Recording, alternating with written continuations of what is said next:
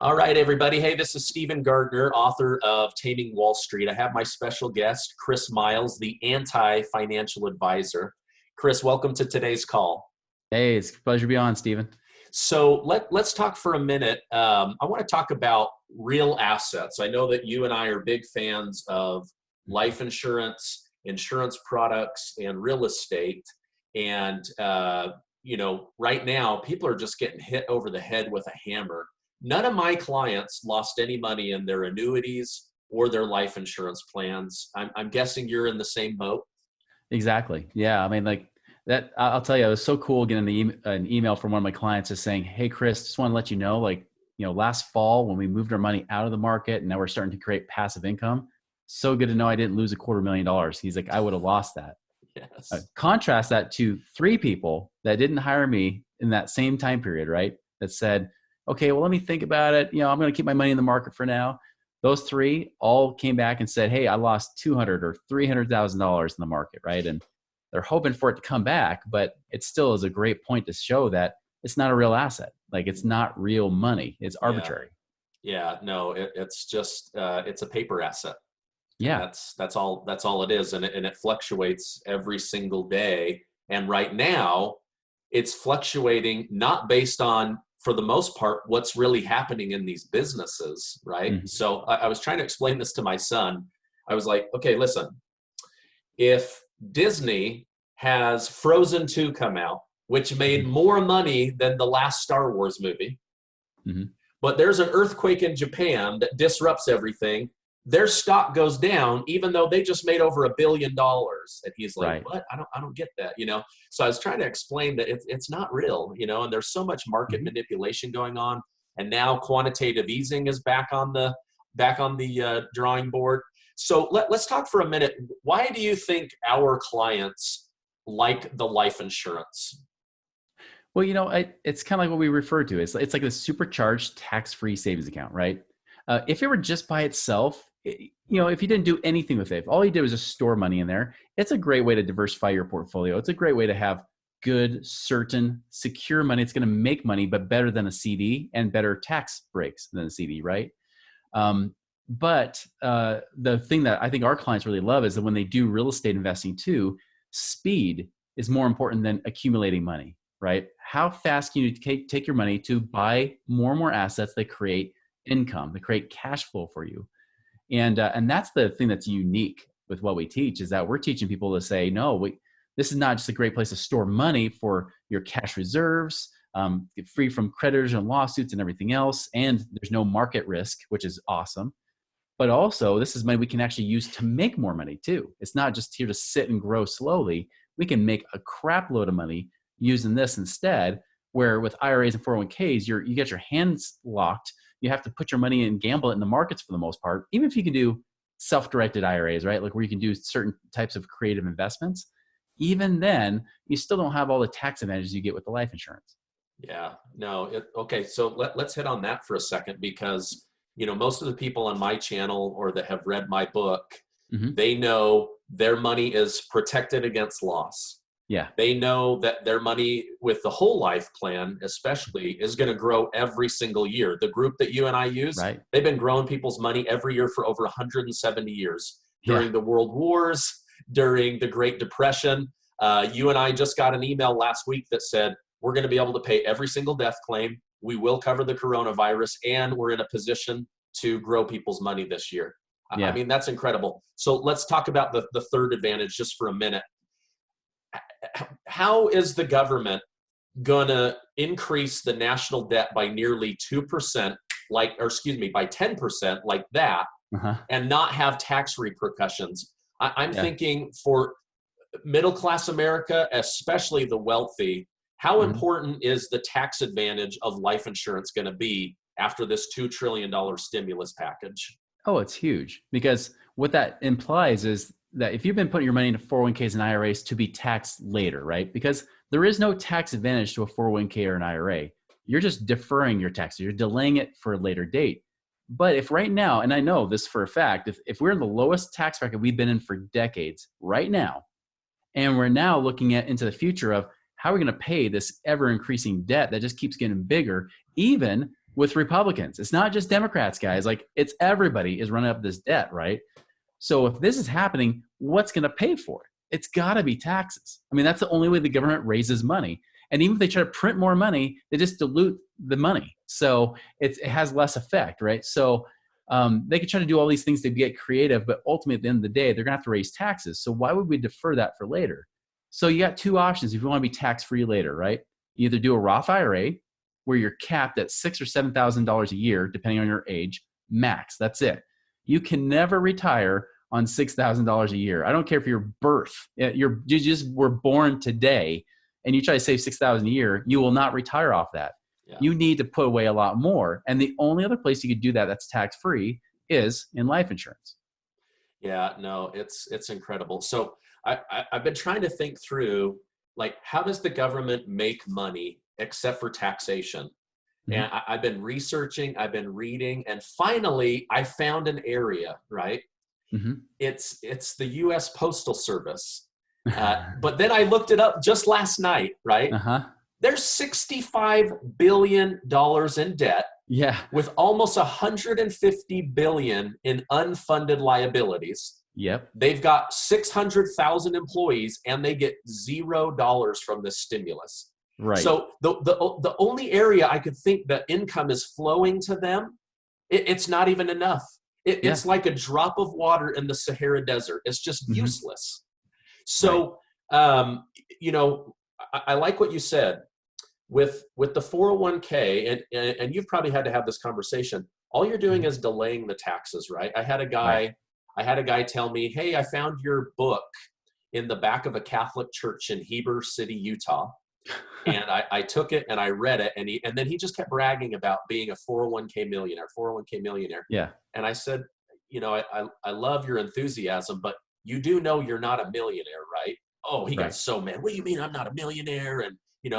And got really upset. And I said, you've not paid one dime on those taxes. Right. Why on earth would you think that Uncle Sam isn't going to take his piece of the pie? And he goes, well, how much do you think he's going to take? And I said, if you liquidated all of it right now, you would 100% be in the top tax bracket. Yep. If you started taking out the amount of money that you actually need to survive on, you're probably going to be in the 20 to 25% tax bracket. Mm-hmm. So you owe anywhere from $250,000, depending on the state, upwards of $500,000 or $600,000. And if you die, now that the stretch IRA or stretch 401k has gone away, I mean, taxation. So tell us just a little bit about how the government has blessed life insurance to be tax-free. Well, two ways. One thing, life insurance is a contract, right? So the one thing, I just said this to a client yesterday because they're saying, yeah, but these IRAs, or the QRP, they want to do that, right? And because they're looking to do alternative investments, but they're trying to do it within qualified plans. And I said, I don't trust the government, because the truth is that if you're in one of those qualified plans, you made an agreement with the government that if they change the tax laws, you have to go along with it. You have essentially no representation. They might say you have representation in the Senate, but you really don't. We just saw this. There's already like money being thrown at people that we would never vote for, but that's what made, the Congress and Senate happy. So you're already like losing money there. Plus, what's happening right now is we're already seeing that with everything going on, right? With life insurance, it's grandfathered. It's a contract at the time you do it. So there was people that, for example, bought their life insurance before the 80s. Now, well, even into the late 80s, right? But before the late 80s, you can dump in a lot more cash in life insurance than you can today. But guess what? Those policies, they're still honoring the same exact rules. Even though those rules changed, they get grandfathered into it. And that is some certainty. You need predictability in the future. You need to know that the money you have is going to be there. You don't have that with IRAs and 401ks. They can change tomorrow. And as we saw, it could have changed last week. It can change at any time. But at least with the life insurance aspect, even though it's not going to make you massive amounts of money by itself, still, it's way more predictable. It's way easier to guarantee what you're going to have in the future. Yeah. Now, one thing for people that may want to get involved in this strategy, but maybe money's a little bit tight with everything going on, Hmm. is something called the term conversion, right? Where Yeah. our clients can buy a very affordable, smaller term policy right now Hmm. and convert it to one of our banking plans down the road. I Yeah. keep thinking, all these people are worried about dying in this virus, and yet Yeah. term insurance isn't surging. It's the purchase of toilet paper. Yeah. So T versus T. Yeah. Talk just a little bit about the term to whole life conversion. Yeah, the great thing is, I mean, term is cheap, right? It can temporarily be cheap, and that's a great thing, especially in this uncertain world right now. The nice thing, and I'll give you an example. I had a client up in Maine. He was a chiropractor up there. Great, perfect health when he was 65. We got a whole life plan on him where we did the banking on it, and we got a convertible term insurance policy, right? Well, lo and behold, 2 years later, he reaches out to me. He says, "Chris, I just got diagnosed with an inoperable brain tumor.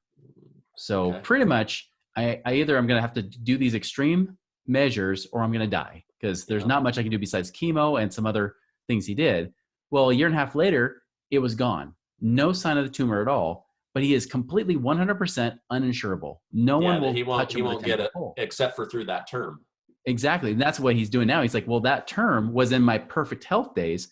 If I convert it, regardless of the fact that I was terminal at one point and I can't get insurance now, they have to give me that best approval rating when they convert it. So now that the plan, what we're doing right now is trying to convert that so that he has it permanent, it's locked in, and he's good. And Yeah. that's the beauty of it. It's simply like it takes a week to 2 weeks max to convert it. It's a really simple process. Yeah. No, it's powerful. Well, I know that you've got to jump onto something else. I just want to reiterate Mhm. with people: doesn't lose money, grows every year, tax advantages, and the one thing we didn't have time to get to, and just maybe talk about this for 1 minute, and then we'll sign off. The blessing, the power, the ability to have liquid access to your money. Yeah. Yeah, that's one strategy I have people do right now, even with the current environment, is I'm telling people the same thing I'm doing. Because my wife actually required that we have more cash reserves. She's like, "Chris, I know we said 120,000 cash reserves just that don't get touched. I want that to be 160,000." Yeah. And so my thing is, okay, well, let's make sure at least 2/3 of it is held in the life insurance because I can get to that cash in a week to week and a half. Yeah. So knowing that I have that ability, I can make better money than point nothing percent in my bank, which then I get taxed on point nothing percent. I can store most of it in my life insurance and then keep the rest in bank and online savings so it's, tomorrow or today liquid. But then I've got the next week liquid all in my life insurance. It's a great way to store cash. Yeah, I had somebody that said to me, I need to cancel my policy. And I said, why? And he said, Mhm. because I need that money at the bank. And I said, you already have a bank that's earning over 5%. Why would you move that to a bank that's earning 0.1%? And he Mhm. goes, you're right. I forgot. So it's just a good reminder for our clients and even new people coming into this. Hey, if And somebody wanted to get a hold of well, you, I'll add one more point to okay, go that ahead. too. When we talk about the FDIC with banks, right, being the safety, I just looked it up last week. Only about 1.4% of the total cash in banks is actually there with the FDIC to protect it. Ooh. So if banks started to fail, say half of the banks started failing like in the Great Depression, and by the way, the feds just passed the law last week that the banks have to liquidate, have to get rid They of the have to extra start cash getting rid of reserves. money. Yeah. Yeah, they were told legally to get more cash reserves during the last recession. Now they've Well, the bank reversed that. says, no, you got to now have it available. So if all of a sudden they start going out of business, you're not protected.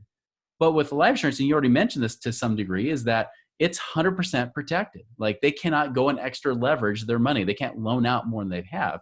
Yeah. It's got to be there backed up by reinsurance companies. So I Wow. think it's more safe than the bank and it gives you a better return. I mean, that's a no-brainer. And if you die, do you want the money for your wife and children that's at the bank, or the leveraged amount that's tax free with your death benefit? Absolutely. Yeah. Yeah. Hey, if someone wanted to learn more about you, how do they get a hold of you? Yeah, you can actually go check out my podcast, the Chris Miles Money Show. You can find on iTunes or any podcast app out there. And then of course you can always check out my website, moneyripples.com. All right. Hey, thank you again. If anyone wants to learn more about what I do, you can check out my YouTube channel, or find me at yourbridgeplan.com. Chris Miles, thank you again for being on. Such a pleasure. Thanks, Stephen. Bye-bye.